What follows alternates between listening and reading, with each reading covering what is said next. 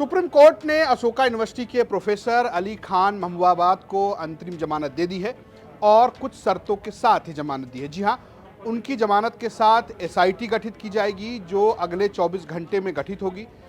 अली खान महमूदाबाद जो अशोका यूनिवर्सिटी के प्रोफेसर हैं वो अपने सोशल मीडिया पोस्ट पर कुछ भी नहीं लिख पाएंगे और वो एसआईटी से कोऑपरेट करेंगे। जी हां, आपको बता दें कि महमूदाबाद ने अपने सोशल साइट पर एक पोस्ट लिखा जिसको लेकर हरियाणा की महिला आयोग की जो चेयरपर्सन है उन्होंने उनके खिलाफ एफआईआर दर्ज कराई, पुलिस से कंप्लेंट की और इस एफआईआर के बाद उनको गिरफ्तार कर लिया गया।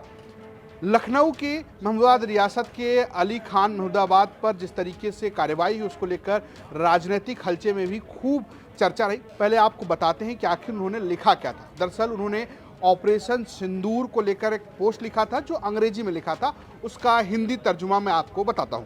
प्रोफेसर अली खान महमूदाबाद ने 8 मई 2025 को अपने फेसबुक पर लिखा, रणनीतिक रूप से भारत ने दरअसल पाकिस्तान में सेना और आतंकवादियों गैर राज्यीय तत्वों के बीच अंतर को खत्म करने के मामले में एक नया चरण शुरू किया है। इसके मायने ये है कि किसी भी आतंकवादी गतिविधि का जवाब सेना द्वारा सीधे हमले से दिया जाएगा और इसलिए सुनिश्चित करने की जिम्मेदारी पाकिस्तान पर है कि वो आतंकवादियों और गैर राज्यीय तत्वों के पीछे ना छिपे। पाकिस्तानी सेना बहुत लंबे समय से हथियारबंद गैर राज्यीय तत्वों का इस्तेमाल हमारे क्षेत्र को अस्थिर करने के लिए करती रही है और अंतर्राष्ट्रीय मंचों से पीड़ित होने का दावा भी करती रही है। पाकिस्तानी सेना उन्हीं लोगों का इस्तेमाल जिनमें से कुछ ताजा हमलों में निशाना बनाया गया था, पाकिस्तान में सांप्रदायिक तनाव को भड़काने के लिए भी किया।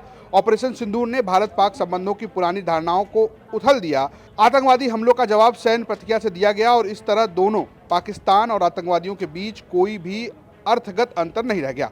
इस अंतर के खात्मे के बावजूद भारतीय सशस्त्र बलों ने सैन्य या नागरिक प्रतिष्ठानों या बुनियादी ढांचों को निशाना नहीं बनाने का ध्यान रखा ताकि हिंसा में कोई अनावश्यक इजाफा ना हो।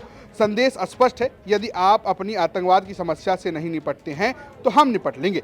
नागरिक जीवन का नुकसान दोनों पक्षों के लिए दुखद है और इसी अहम वजह से युद्ध से बचना चाहिए।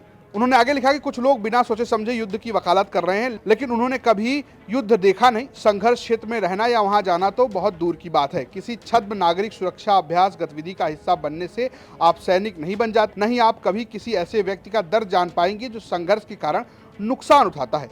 युद्ध क्रूर होता है और गरीब लोग इसका ज्यादा खामियाजा भुगतते हैं। केवल राजनेता और रक्षा कंपनी ही इसका फायदा उठाती है। हालांकि युद्ध अपरिहार्य है क्योंकि राजनीति मुख्य रूप से हिंसा पर आधारित है। कम से कम मानव इतिहास हमें यही सिखाता है। हमें समझना होगा कि राजनीतिक संघर्षों का भी कभी सैन्य रूप से हल नहीं किया गया है। अंत में मैं कर्नल सूफिया कुरैशी की प्रशंसा करने वाले इतने सारे दक्षिणपंथी टिप्पणीकारों को देखकर बहुत खुश हूं, लेकिन शायद वे उतनी जोर से भी ये मांग कर सकते हैं कि भीड़ द्वारा हत्या, मनमाने ढंग से बुलडोजर चलाने, भाजपा द्वारा फैलाई नफरत के शिकार अन्य लोगों को भी भारतीय नागरिक होने के नाते संरक्षित किया जाए। 2 महिला सैनिकों द्वारा जानकारियों को प्रस्तुत करने का दिखावा अहम है, लेकिन ये दिखावा जमीनी हकीकत में भी बदलना चाहिए, नहीं तो ये केवल पाखंड है।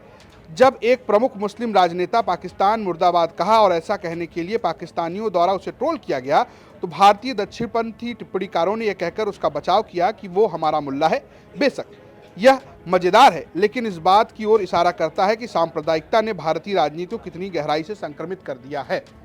दरअसल उन्होंने अपने इस पोस्ट में न सिर्फ कर्नल सूफिया कुरैशी की बात की, बल्कि उन्होंने असदुद्दीन ओवैसी जो कि AIMIM चीफ हैं उनको हमारा मुल्ला करके जो टिप्पणी की गई उसका भी जिक्र किया। इसको लेकर जब उनके खिलाफ एफआईआर दर्ज कराई गई तो हरियाणा पुलिस ने उन्हें गिरफ्तार कर लिया। आपको बता दें कि महमूदाबाद दरअसल लखनऊ के ही हैं। महमूदाबाद एक राजघराना था जो आज़ादी से पहले मुस्लिम लीग के उस आंदोलन के साथ था जो पाकिस्तान की मांग कर रहा था। उनके दादा पाकिस्तान भी गए, लंदन भी गए और उन्होंने बाद में पाकिस्तान की नागरिकता ले ली। लेकिन उनके पिता मोहम्मद आमिर हसन खान जो है वो न सिर्फ भारत के नागरिक रहे बल्कि 2 बार कांग्रेस पार्टी के टिकट पर महमूदाबाद विधानसभा से विधायक भी रहे।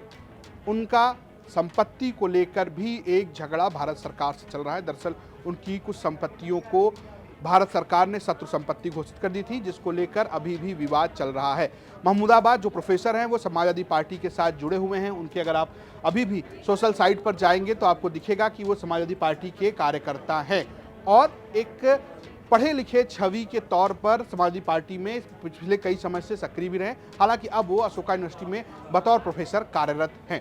आपकी जानकारी कैसी लगी हमें कमेंट बॉक्स में जरूर बताएं। देखते रहिए यूपी तक। नमस्कार।